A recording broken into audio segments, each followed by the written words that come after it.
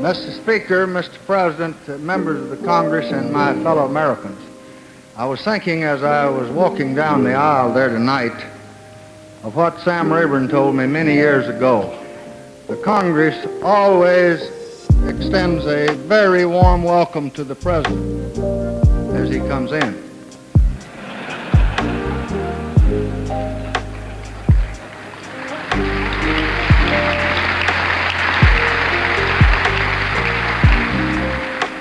Thank all of you very, very much.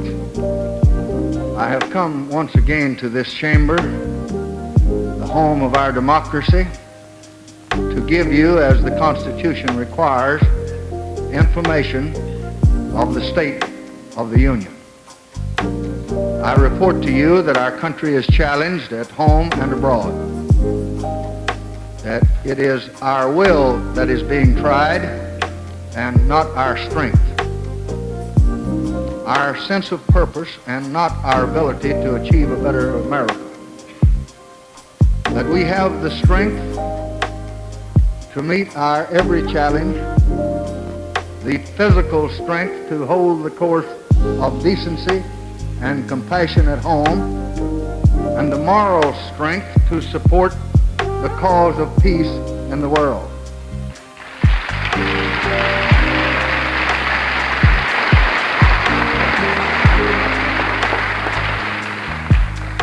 And I report to you that I believe with abiding conviction that this people, nurtured by their deep faith, tutored by their hard lessons, moved by their high aspirations, have the will to meet the trials that these times impose.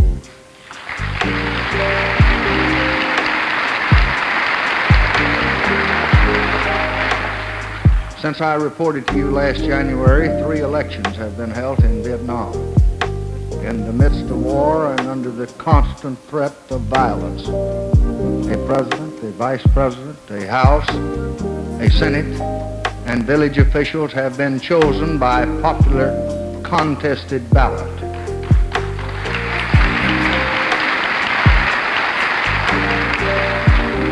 The enemy has been defeated in battle after battle.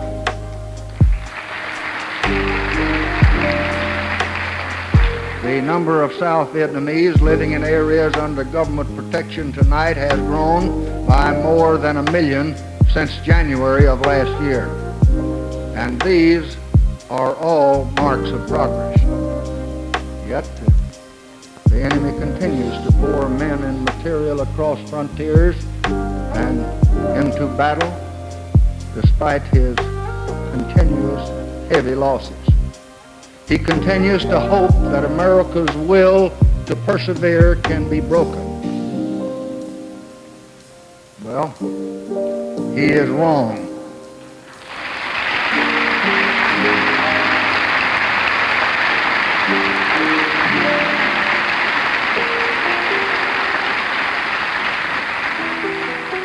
America will persevere.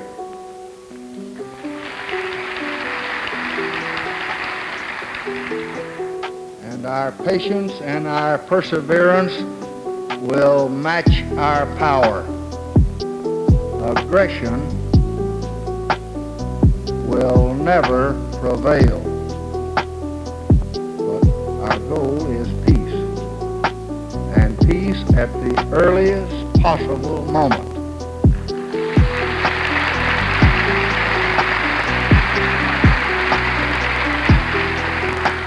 Right now, we are exploring the meaning of Hanoi's recent statement. There is no mystery about the questions which must be answered before the bombing is stopped. We believe that any talk should follow the San Antonio formula that I stated last September, which said that the bombing would stop immediately if talks would take place promptly and with reasonable hopes that they would be productive. And the other side must not take advantage of our restraint as they have in the past.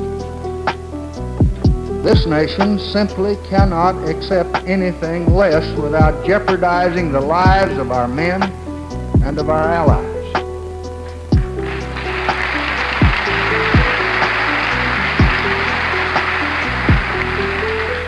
If a basis for peace talks can be established on the San Antonio Foundation, and it is my hope and my prayer that they can, we would consult with our allies and with the other side to see if a complete cessation of hostilities, a really true ceasefire, could be made the first order of business.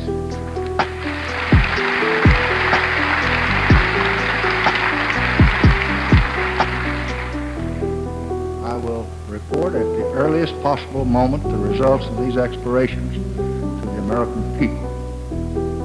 I have just recently returned from a very fruitful visit and talks with His Holiness the Pope, and I share his hope, as he expressed it earlier today, that both sides will extend themselves in an effort to bring an end to the war in Vietnam.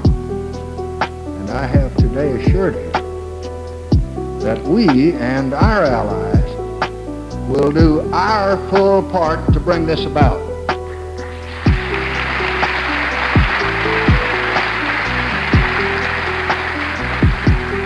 Since I spoke to you last January, other events have occurred that have major consequences for world peace. The Kennedy Round achieved the greatest reduction in tariff barriers in all the history of trade negotiations.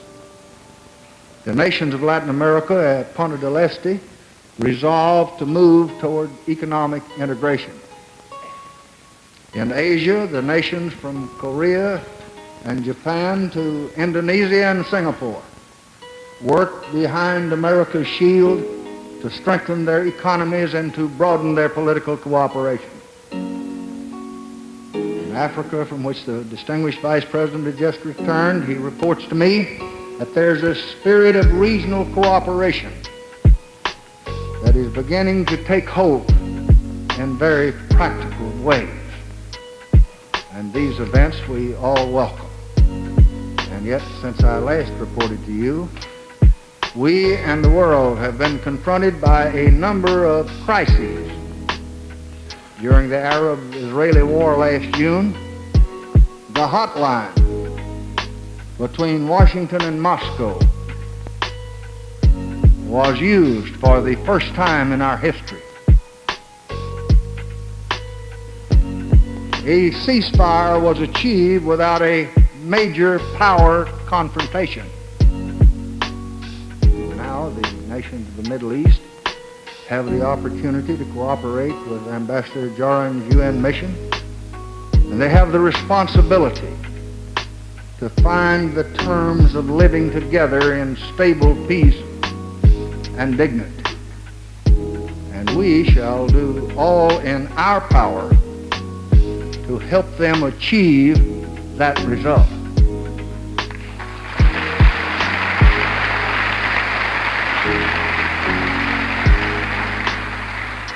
Not far from this scene of conflict, a crisis flared on Cyprus involving two peoples who are America's friends, Greece and Turkey. Our very able representative, Mr. Cyrus Vance, and others helped to ease this tension. Turmoil continues on the mainland of China after a year of violent disruption.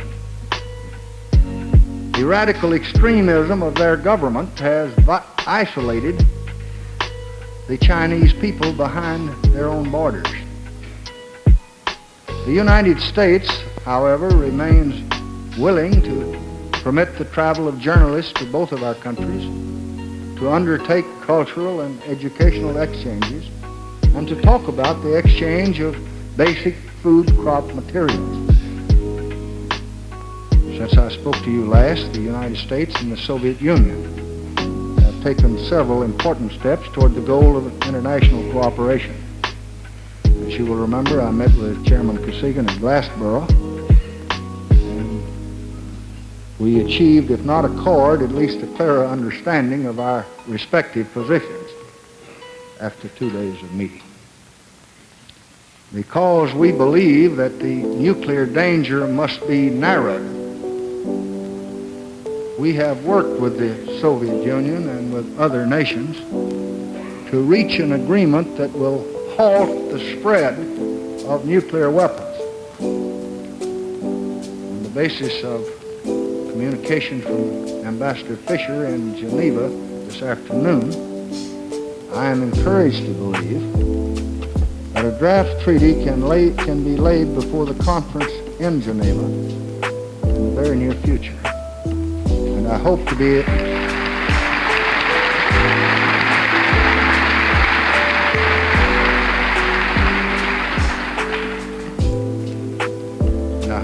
able to present that treaty to the Senate this year for the Senate's approval. We achieved in 1967 a consular treaty with the Soviets, the first commercial air agreement between the two countries, and a treaty banning weapons in outer space. We shall sign and submit to the Senate shortly a new treaty with the Soviets and with others for the protection of astronauts. Serious differences still remain between us, yet in these relations we have made some progress since Vienna and the Berlin Wall and the Cuban Missile Crisis. But despite this progress, we must maintain a military force that's capable of deterring any threat to this nation's security, whatever the mode of aggression. Our choices must not be confined to total war or to total acquiescence.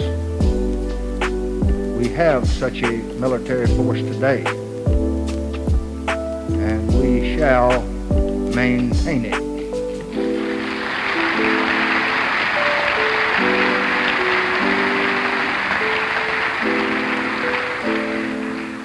I wish with all of my heart that the expenditures that are necessary to build and to protect our power could all be devoted to the programs of peace.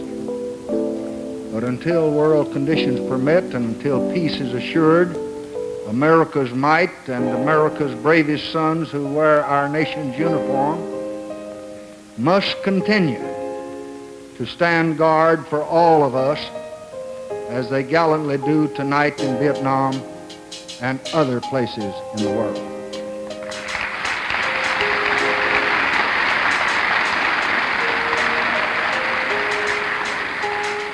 Yet neither great weapons nor individual courage can provide the conditions of peace. For 2 decades, America has committed itself against the tyranny of want and ignorance in the world that threatens the peace. We shall sustain that commitment.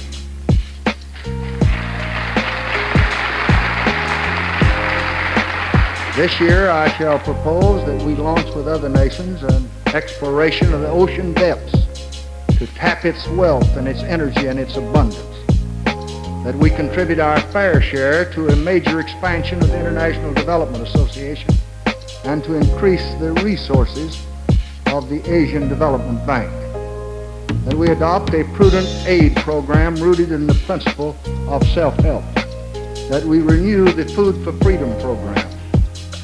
Our food programs have already helped millions avoid the horrors of famine. But unless the rapid growth of population in developing countries is slowed, the gap between rich and poor will widen steadily. Governments in the developing countries must take such facts into consideration. And we in the United States are prepared to help assist them in those efforts. But we must also improve the lives of children that are already born in the villages and the towns and the cities on this earth. And they can be taught by great teachers through space communications and the miracles of satellite television. And we're going to bring to bear every resource of mind and technology to help make this dream come true. Now let me speak now about some matters here at home. Tonight, our nation is accomplishing more for its people than has ever been accomplished before. Americans are prosperous as men have never been in recorded history.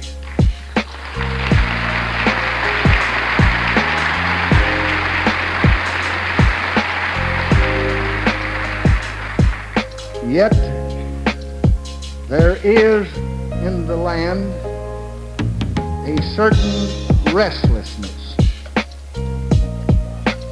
a questioning. The total of our nation's annual production is now above $800 billion. For 83 months, this nation has been on a steady upward trend of growth. All about them. Most American families can see the evidence of growing abundance, higher paychecks, humming factories, new cars moving down new highways. More and more families own their own homes equipped with more than 70 million television sets. A new college is founded every week. Today, more than half of the high school graduates go on to college. And there are hundreds of thousands of fathers and mothers who never completed grammar school, who will see their children graduate from college.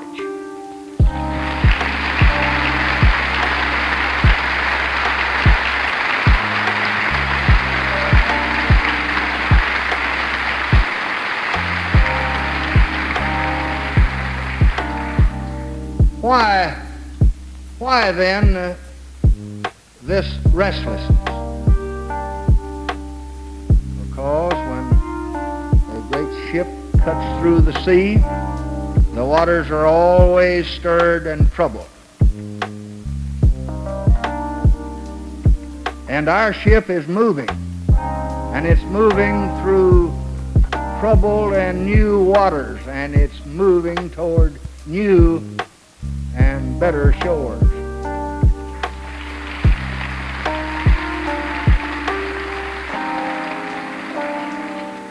We ask now, how can we achieve abundance? But how shall we use our abundance? Not is there abundance enough for all, but how can all share in our abundance? While we have accomplished much remains for us to meet, and much remains for us to master. In some areas, the jobless rate is still 3 or 4 times the national average.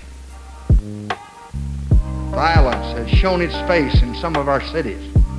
Crime increases on our streets. Income for farm workers remains far behind that for urban workers. And parity for our farmers who produce our food is still just a hope and not an achievement.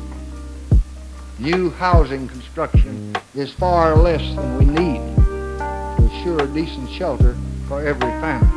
Hospital and medical costs are high, and they're rising. Many rivers and the air in many cities remain badly polluted, and our citizens suffer from breathing that air.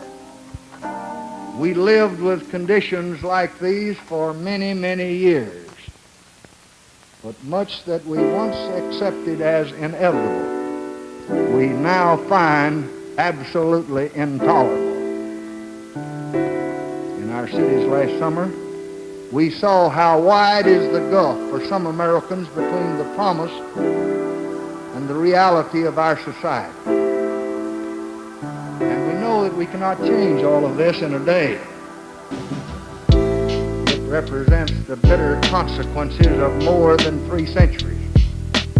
But the issue is not whether we can change this. The issue is whether we will change this.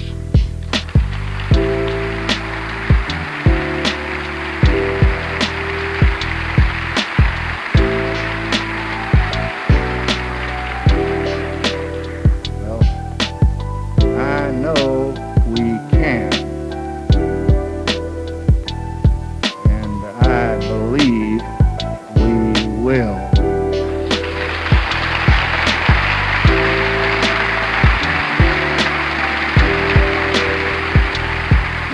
This, then, is the work that we should do in the months that are ahead of us here in this Congress. The first essential is more jobs, useful jobs for tens of thousands who can become productive and can pay their own way. Our economy has created 7.5 million new jobs in the past 4 years. And it's adding more than 1.5 million new jobs this year.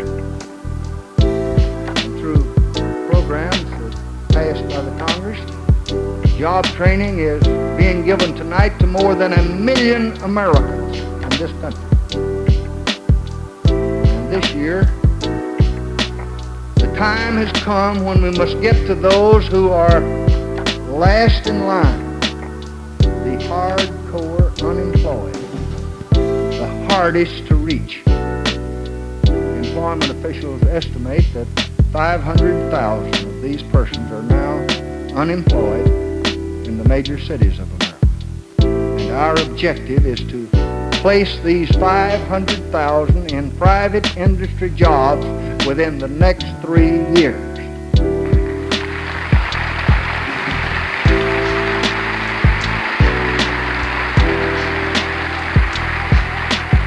To do this, I propose a $2.1 billion manpower program in the coming fiscal year, a 25% increase over the current year.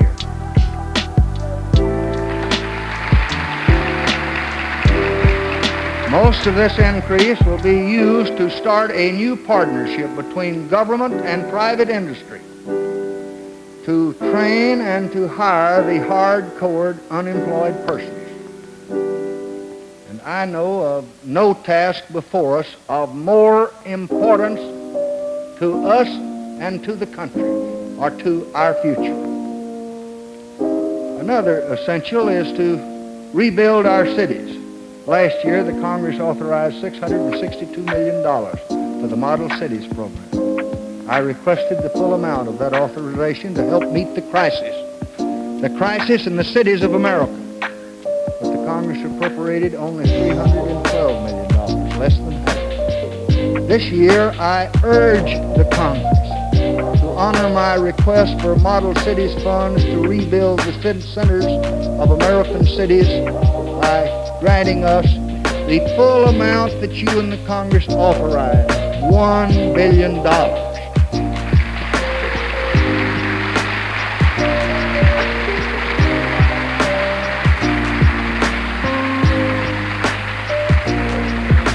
The next essential is more housing, and more housing now. Surely a nation that can go to the moon can place a decent home within the reach of its family. And therefore we must call together the resources of industry and labor to start building 300,000 housing units for low and middle income families next year. That's 3 times more than last year.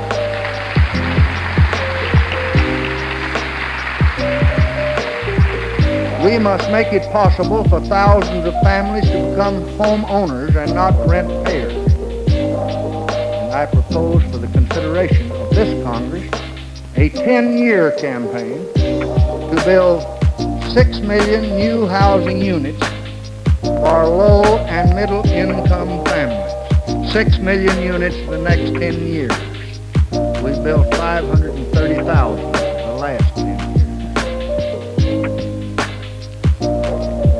Better health for our children, all of our children, is essential if we're to have a better America.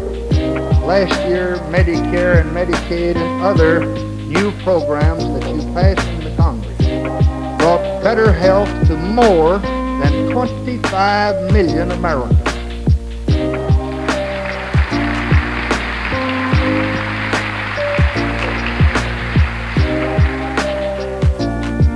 American medicine, with the very strong support and cooperation of public resources, has has produced a phenomenal decline in the death rate from many of the dread diseases.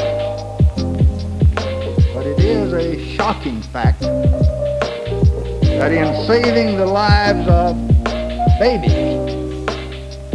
America ranks 15th among the nations of the world. And among children, crippling defects are often discovered too late for any corrective action. And this is a tragedy that Americans can and Americans should prevent. And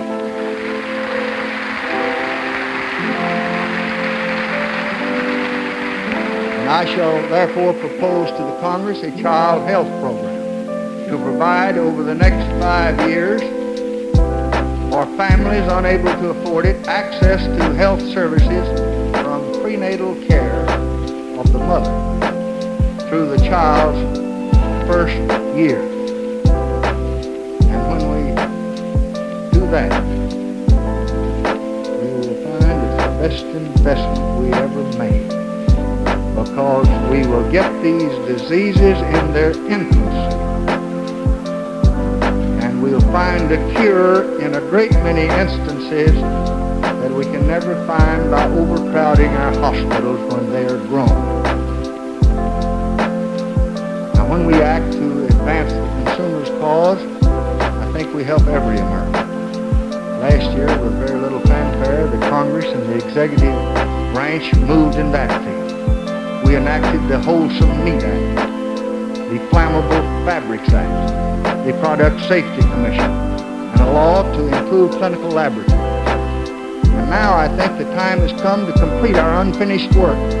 The Senate has already passed the Truth in Lending Bill, the Fire Safety Bill, and the Pipeline Safety Law.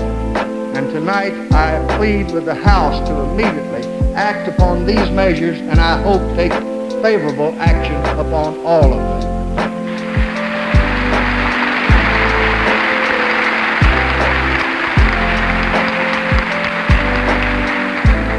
I call upon the Congress to enact without delay the remainder of the 12 vital consumer protection laws that I submitted to the Congress last year. And I also urge final action on a measure that's already passed by the House to guard against fraud and manipulation in the nation's commodity exchange market. Now, these measures are a pledge to our people to keep them safe in their homes and at work, and to give them a fair deal in the marketplace. I think we must do more. I propose new powers for the Federal Trade Commission to stop those who defraud and who swindle our public. New safeguards to ensure the quality of fish and poultry and the safety of our community water supply. Major study of automobile insurance. Protection against hazardous radiation from television sets and other electronic equipment. And to give the consumer a stronger voice, I plan to appoint a consumer counsel in the Justice Department, a lawyer for the American consumer, to work directly under the Attorney General to serve the President's Special Assistant for Consumer Affairs and to serve the consumers of this land.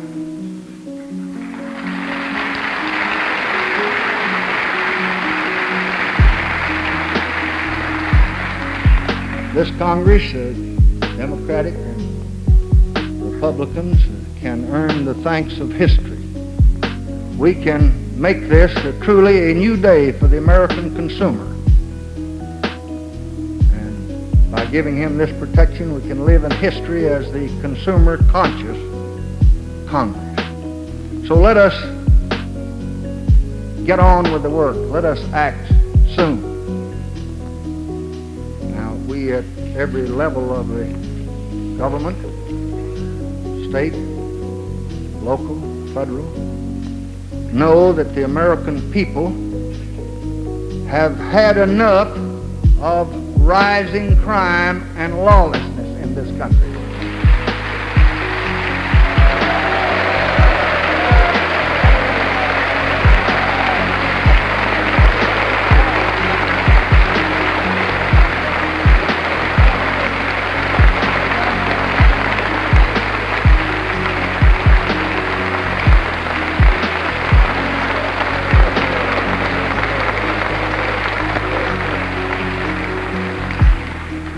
recognize that law enforcement is first the duty of local police and local government.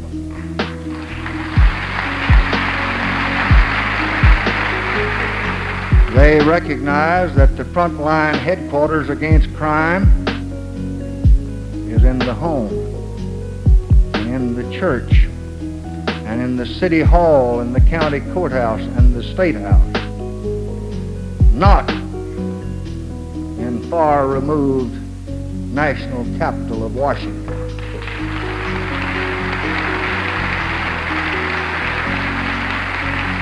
But the people also recognize that the national government can and the national government should help the cities and the states in their war on crime to the full extent of its resources and its constitutional authority.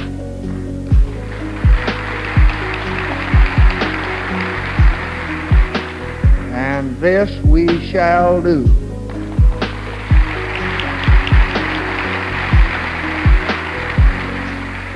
This does not mean a national police force.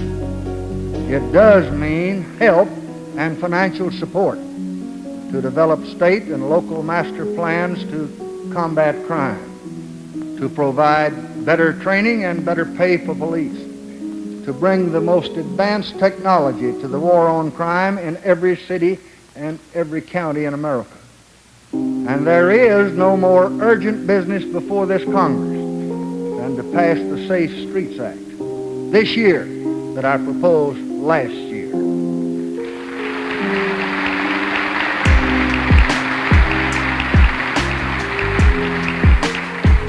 That law will provide these required funds.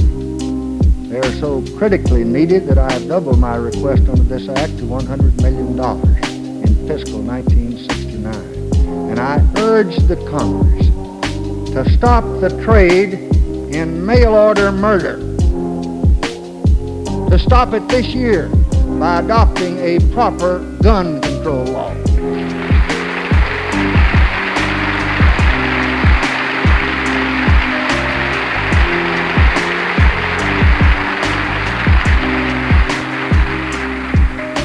This year I will propose a drug control act to provide stricter penalties for those who traffic in LSD and other dangerous drugs with our people.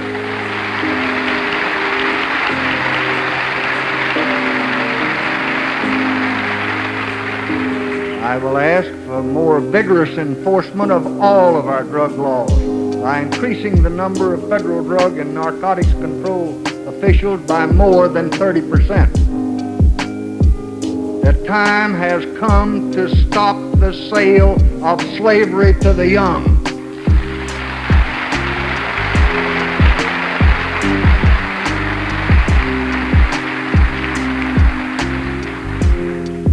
I also request you to give us funds to add immediately 100 assistant United States attorneys throughout the land to help prosecute our criminal laws. We've increased our judiciary by 40%. We've increased our prosecutors by 16. And the dockets are full of cases because we don't have assistant district attorneys to go in before the federal judge and handle. And we start these young lawyers at $8,200 a year. And that docket is clogged because we don't have authority to hire more of them. I ask this Congress for authority to hire 100 more. These young men will give special attention to this drug abuse too. And finally, I ask you to add 100 FBI agents to strengthen law enforcement in the nation and to protect the individual rights of every citizen.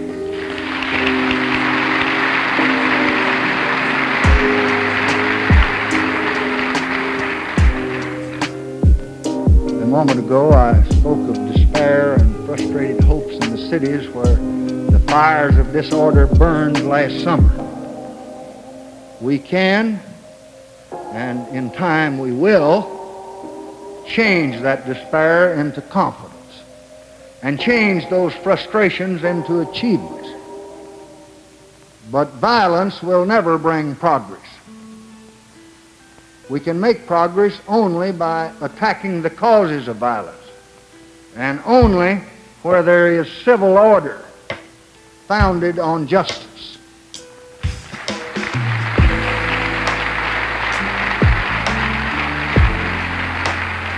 And today we are helping local officials improve their capacity to deal promptly with disorder. Those who preach disorder and those who preach violence must know that local authorities are able to resist them swiftly, to resist them sternly, and to resist them decisively.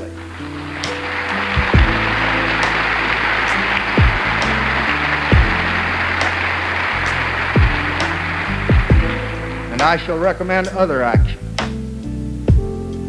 to raise the farmer's income by establishing a security commodity reserve that will protect the market from price-depressing stocks and protect this consumer from food scarcity. I shall recommend programs to help farmers bargain more effectively for fair prices. I shall recommend programs for new air safety measures and measures to stem the rising causes of medical care, and legislation to encourage our returning veterans to devote themselves to careers in community service such as teaching, being firemen, and joining our police force and our law enforcement officials. I shall recommend programs to strengthen and finance our anti-pollution efforts, and fully funding of all of the $2.1 billion poverty program that you and the Congress have just authorized in order to bring opportunity to those who have been left far behind.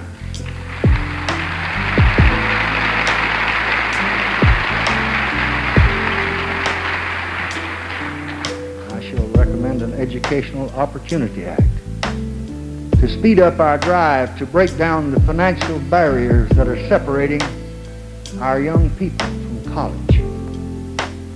I shall also urge the Congress to act on several other vital pending bills, especially the civil rights measures, fair jury trial, protection of federal rights, enforcement of equal employment opportunity, and fair housing. The unfinished work of the first session must be completed.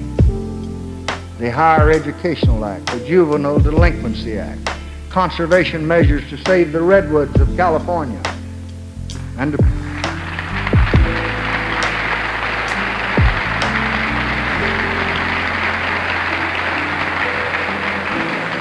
to preserve the wonders of our scenic rivers, and the Highway Beautification Act, and all the other measures for a cleaner and for a better and for a more beautiful America.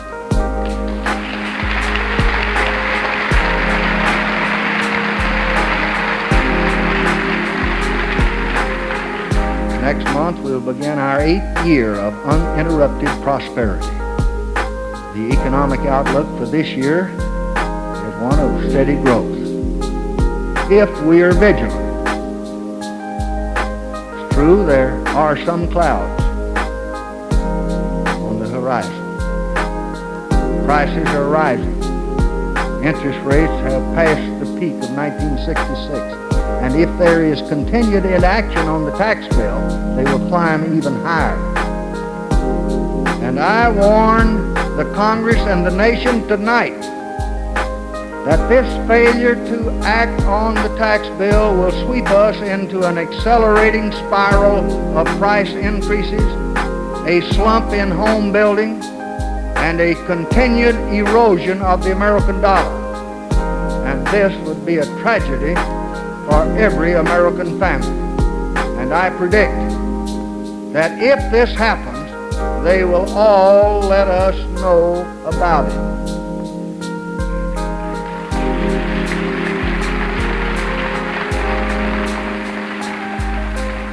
And we, those of us in the executive branch, and in the Congress, and in the leaders of labor and business, must do everything we can to prevent that kind of misfortune.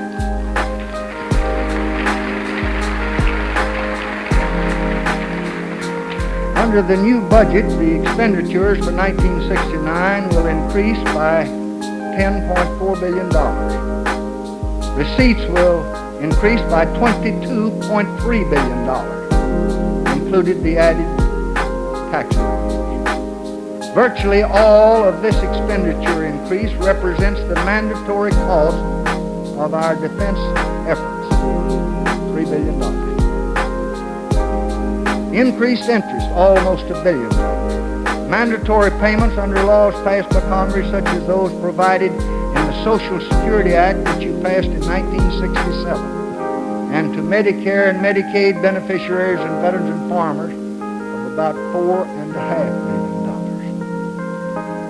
An additional $1.6 billion next year for the pay increases you passed in military and civilian pay. Now that makes up the $10 billion that is added to the budget. With few exceptions, very few, we're holding the fiscal 1969 budget to last year's level outside of those mandatory and those required increases. A presidential commission composed of distinguished congressional fiscal leaders and other prominent Americans recommended this year that we adopt a new budget approach, and I am carrying out their recommendations in this year's budget. This budget, therefore, for the first time, accurately covers all federal expenditures and all federal receipts, including, for the first time in one budget, $47 billion from the Social Security and Medicare, highway, and other trust funds. The fiscal 1969 budget has expenditures of approximately $186 billion, with total estimated revenues, including the tax bill, of about $178 billion. And if the Congress enacts the tax increase, we will reduce the budget deficit by some $12 billion. The war in Vietnam is costing us about $25 billion, and we're asking for about $12 billion in taxes. And if we get that $12 billion tax from about $20 billion in 1968, we'll reduce the deficit from $20 billion to about $8 billion in 1969. Now, this is a tight budget. It follows upon the reduction that I made in cooperation with the Congress, a reduction after you had reviewed every appropriation bill and reduced appropriations by some $5 or $6 billion, expenditures by $1.5 billion. We conferred together, and I recommended to Congress, and you subsequently approved, taking 2% from payrolls and 10% from controllable expenditures, and we therefore reduced appropriations almost $10 billion last session, and expenditures over $4 billion. Now, that was in the budget last year. I asked the Congress to recognize that there's certain selected programs meet the nation's most urgent needs, and they have increased. We have insisted that decreases in very desirable but less urgent programs be made before we would approve any increase. So I asked the Congress tonight to hold its appropriations to the budget request and to act responsibly early this year by enacting the tax surcharge, which for the average American family, average American individual amounts to about a penny out of each dollar's income. This tax increase would yield about half of the $23 billion per year that we returned to the people in the tax reduction bill of 1964 and 65. Now, this must be a temporary measure which expires in less than 2 years. Congress can repeal it sooner if the need has passed. But Congress can never repeal inflation.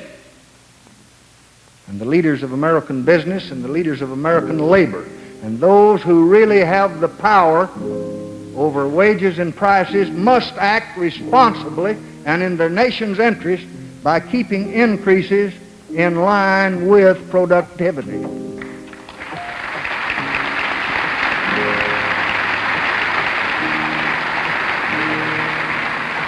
And if our recognized leaders do not do this, they and those for whom they speak and all of us are going to suffer very serious consequences.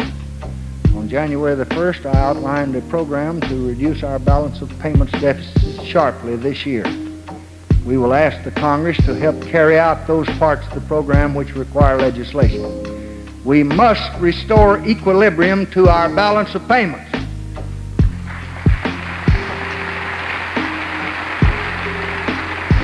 And we must also strengthen the international monetary system. And we have assured the world that America's full gold stock stands behind our commitment to maintain the price of gold at $35 an ounce. And we must back up this commitment by legislating now to free our gold reserves.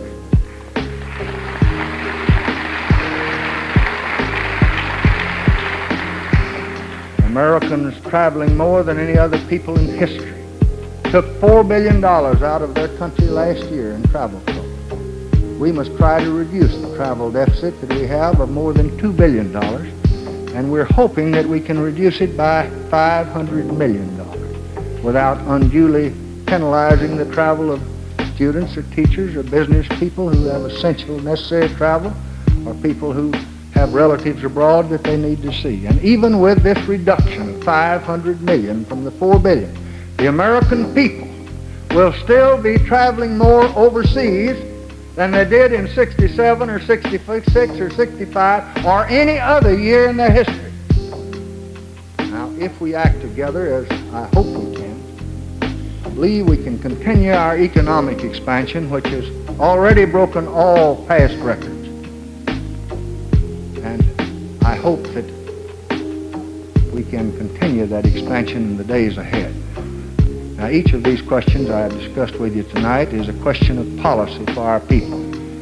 Therefore, each of them should be, and doubtless will be, debated by candidates for public office this year. I hope those debates will be marked by new proposals and by a seriousness that matches the gravity of the questions themselves. These are not appropriate subjects for narrow partisan oratory. They go to the heart of what we Americans are all about, all of us, Democrats and Republicans. Tonight I have spoken of some of the goals that I should like to see America reach. Many of them can be achieved this year.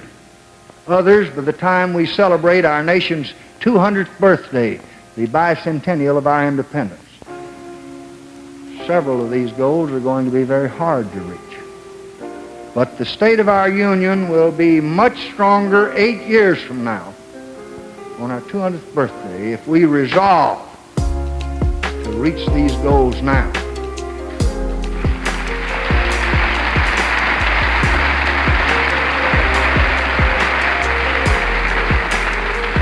And they are more important, much more important, than the identity of the party or the president who will then be in office. These goals are what the fighting and our alliances are really meant to protect.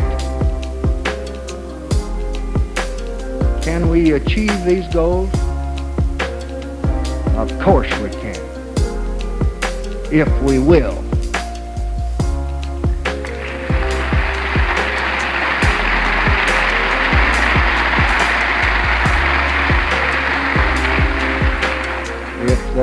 If ever there was a people who sought more than mere abundance, it is our people.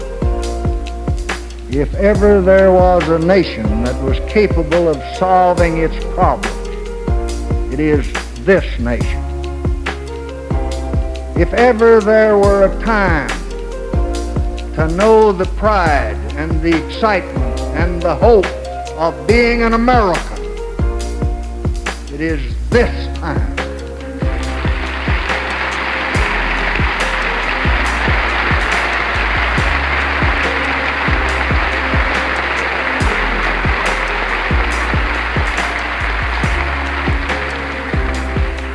So this, my friends, is the state of our union.